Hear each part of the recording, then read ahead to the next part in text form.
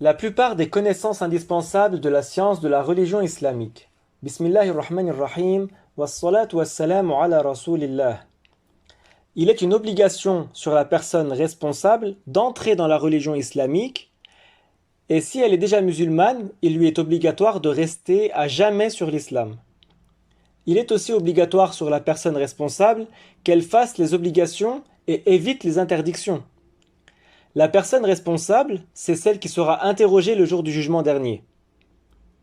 La personne qu'on appelle responsable, c'est celle qui est puberte, qui a la raison et à qui est parvenue la base de l'appel à l'islam. Je vais détailler ces 3 points qui rendent la personne responsable. Qu'est-ce que la puberté pour le garçon? Le garçon devient pubère s'il a eu un signe parmi ces 2 choses. Soit par l'émission du sperme, soit par l'âge en atteignant 15 ans lunaire, qui est environ 14 ans et demi. Ça, c'est dans le cas où il n'a pas émis de sperme.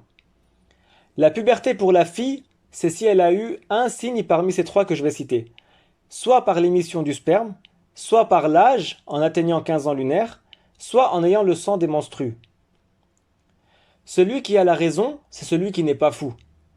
Le prophète a dit ce qui signifie que la responsabilité est levée pour 3 personnes.